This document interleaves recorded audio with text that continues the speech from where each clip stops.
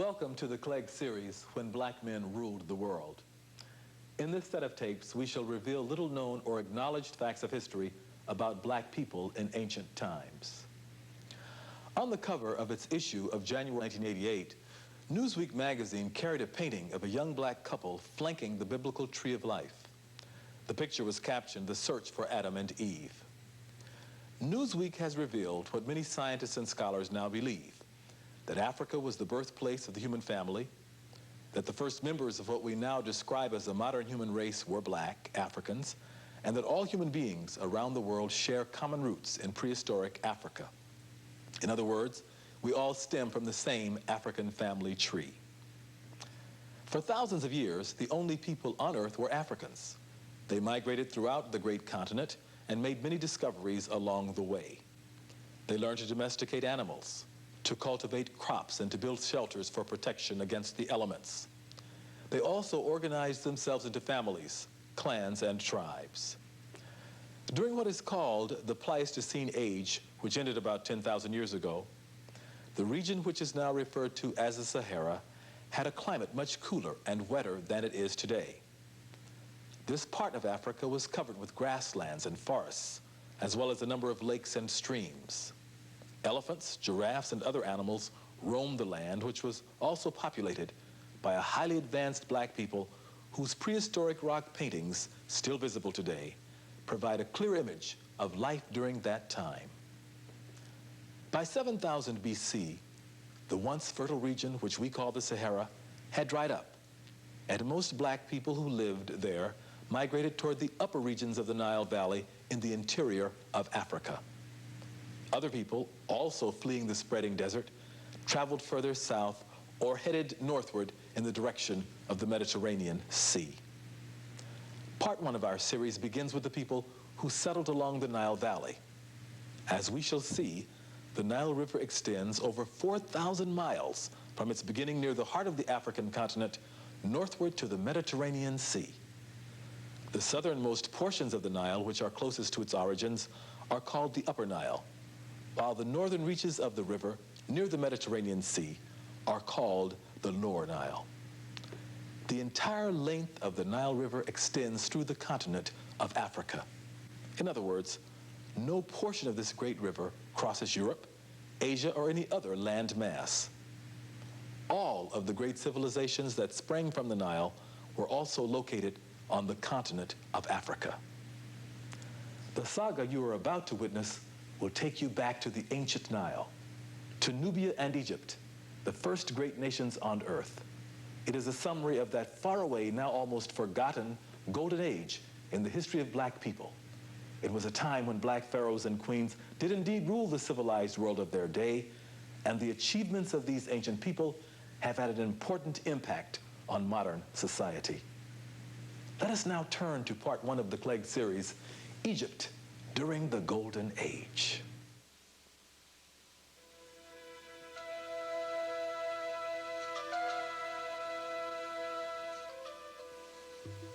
The Nile River, rising out of the interior of Africa, rushes down the mountains on its journey to the Mediterranean Sea.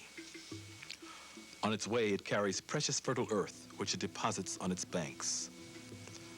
For a few miles on each side of the Nile, there is a green belt that quickly melts into the surrounding desert. About 10,000 years ago, people began migrating toward the Nile and ultimately drifting into and settling its fruitful plain. An ancient and proud people who would build a great civilization, who would create an empire that would extend into the interior of Africa, engulf Asia Minor, embrace the Middle East, and influence the entire Mediterranean world. These ancient people would build monuments of great magnitude and splendor, monuments that would be the envy of the ancient world, monuments that would serve as the blueprint and foundation for modern civilization.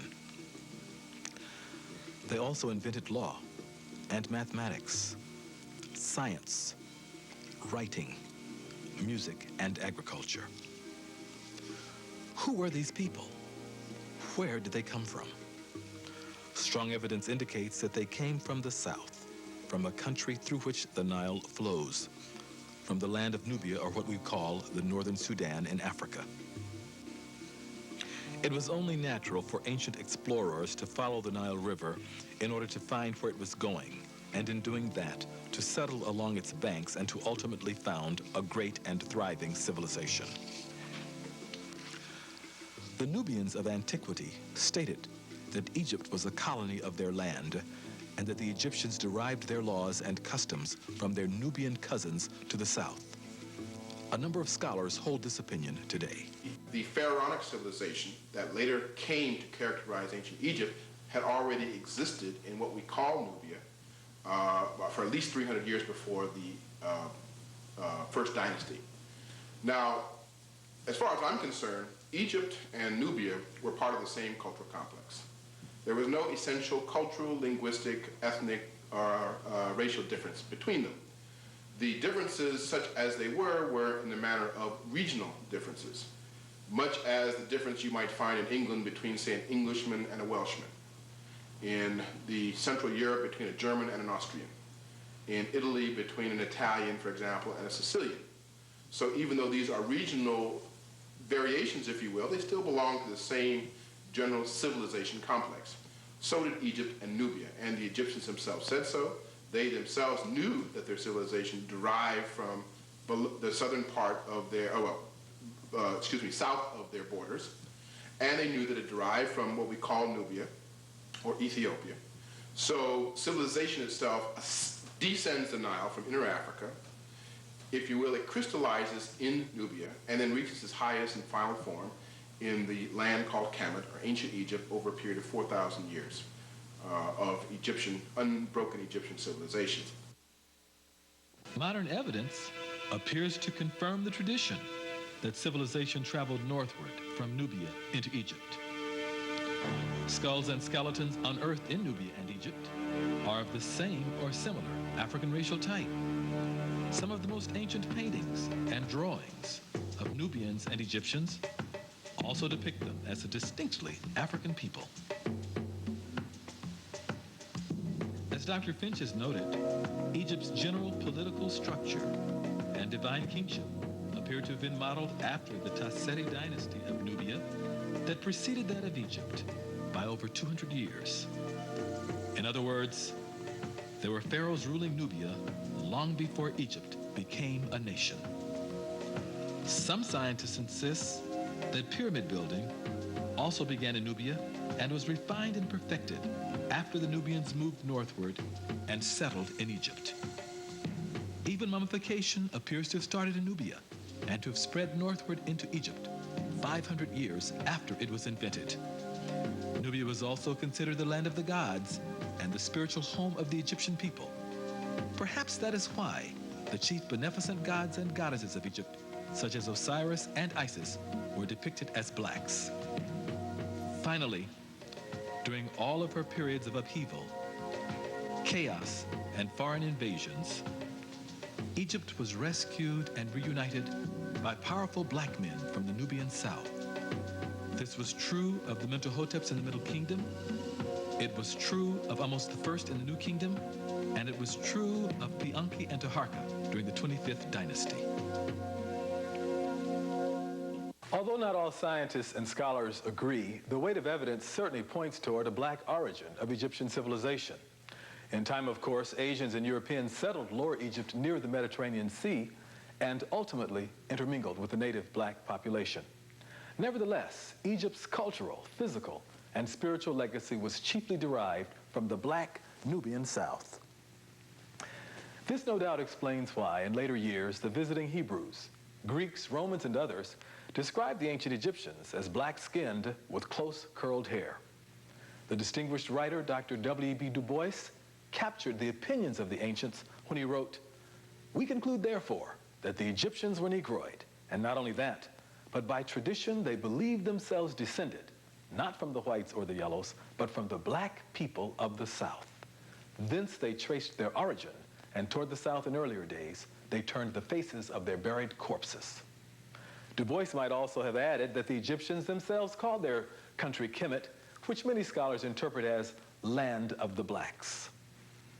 Now that we've learned about the origin of these ancient people, let us see how Egypt became a great African nation. Because of the surrounding desert, Egypt was shielded from invasion for thousands of years. During that time, various people who occupied the Nile Valley began working together. The Nile overflowed its banks every year. Controlling the river was important if the people wanted to grow food successfully. The Egyptians first formed villages that cooperated with each other.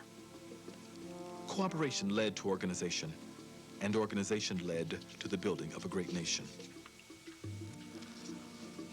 A little over 5,000 years ago, another important step took place.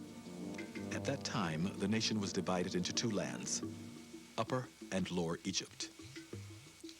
A black man, Narmer, united the two lands into one. This followed a war in which Narmer's troops defeated Asian immigrants who had settled in Lower Egypt. Narmer became the first pharaoh or king of Egypt, following the great kings of Ta-Seti in Nubia. This pharaoh began the rule of what is called the dynasty, which is a line of kings and queens of the same family. Narmer had a glorious reign of 62 years. One of his greatest achievements was diverting the Nile River and creating the delta where he built the city of Memphis. This was the beginning of Egypt's golden age. Little is known of the pharaohs who followed Narmer during the first and second dynasties. Some of them, such as King Kasakam and King Paa-Neneter, appear to have been stern and powerful men. During the reigns of these pharaohs, Egyptian society evolved into classes. First, there were the peasants or laborers.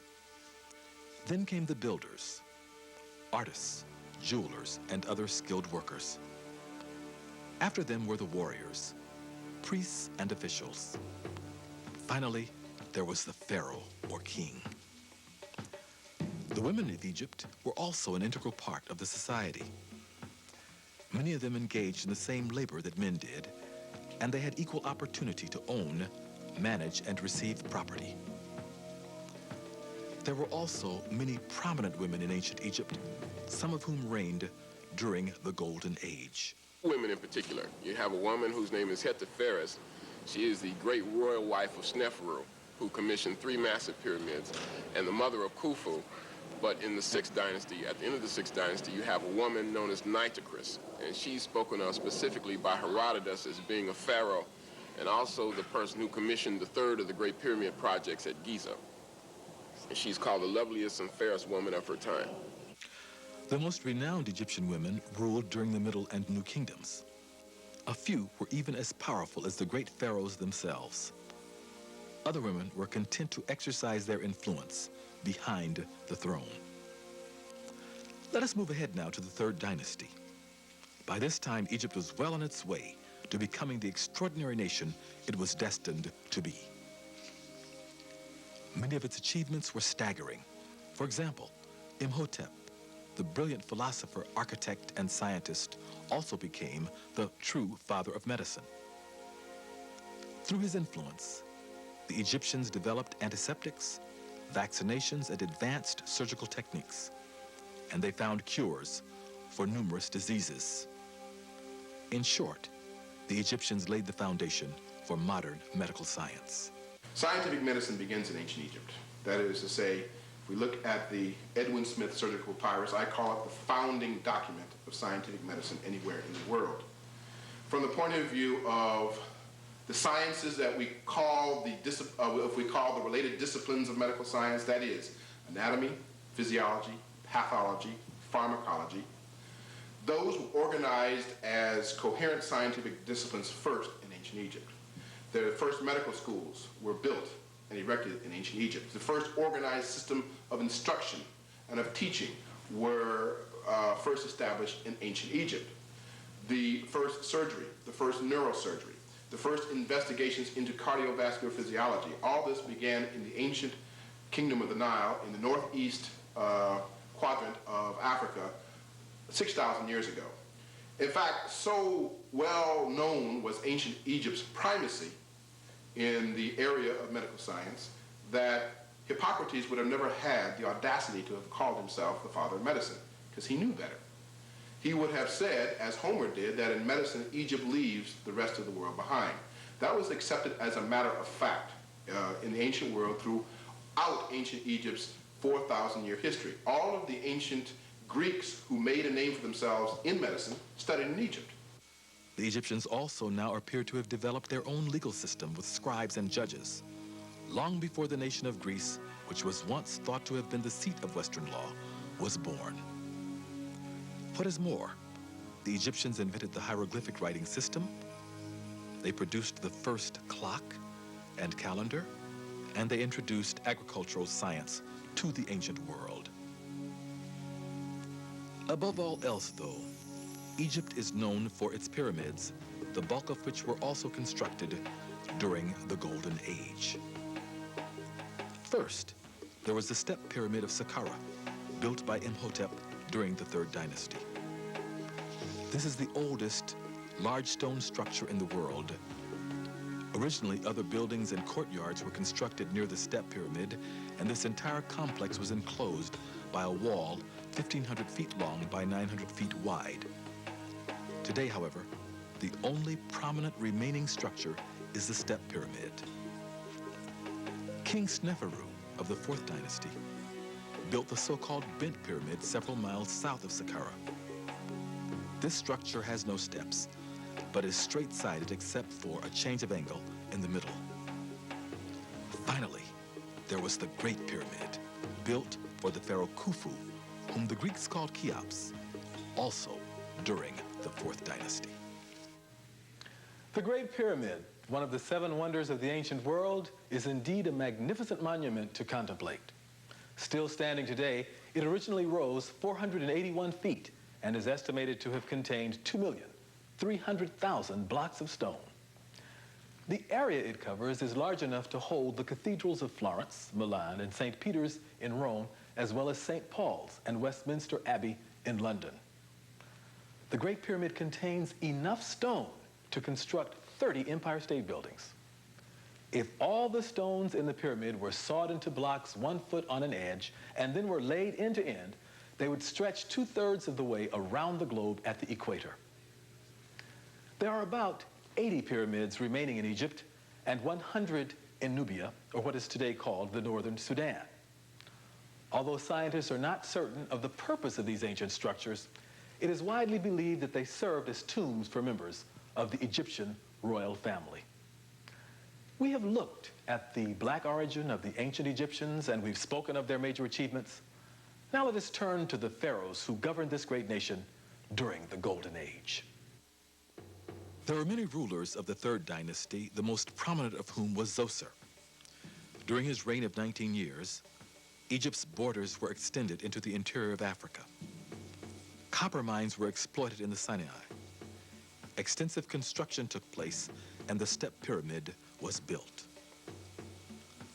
The Fourth Dynasty also brought forth a line of great black pharaohs, some of whose names we have mentioned. Sneferu was a distinguished ruler who successfully defeated the Nubians and Libyans in battle. He also constructed vessels nearly 170 feet long. He was a kind and gentle monarch. His successors were Khufu, during whose reign the Great Pyramid was built, Dedefre, whose pyramid was erected north of Giza at Abu Rash, Khafre, builder of the Second Great Pyramid, and whose facial likeness is found in the mysterious Sphinx, and Menkaure, a just and forthright ruler whose spiritual temperament prompted many to worship him as a god. The first 4 dynasties of ancient Egypt represented a time of unprecedented splendor and glory. It was the technological high point of the black race. The Old Kingdom is a great pyramid building age. It's an age of great stability in Egypt, of great internal construction projects. I think that when we look at the Old Kingdom, once again, we're looking at the first physicians, such as Imhotep. You're looking at the massive construction projects. You're looking at the internal stability. You look in the Sixth Dynasty when the pyramids were still being constructed at the reign of Pepi II, who reigned for 94 years. Here's a man he was a boy who was 10 years old when he became the king of Kemet, dies at the age of 104. And that tells us that these people knew a great deal about science, about medicine. The 5th and 6th dynasties still witnessed Egyptian supremacy in the ancient world, but a gradual decline set in that would pick up momentum at the close of the period. The names and personalities of the 5th dynasty kings remain a mystery because many of them are only known by their statues. Yet it is clear that a number of these rulers were both efficient and adventurous. For example, they formed strong navies that braved the seas and spread Egyptian culture abroad. This has prompted many scholars to ask, during the course of their long history, did the ancient Egyptians sail to the New World before Columbus? The Egyptians had sturdy ships that may have made the journey. Numerous Africoid sculptures suggest an ancient black presence in the New World. Even Mexican pyramids, hieroglyphs, and cultural artifacts provide strong evidence that the Egyptians sailed to the Americas in ancient times. It's evident, without going into a lot of scientific and technical detail, that they knew that the earth was round. They knew that the earth was tilted on its axis. They knew that the earth revolved around the sun. They had already had ways of determining the minute of arc in the heavens of movement of stars. So they had already learned how to determine celestial longitude and terrestrial longitude and latitude.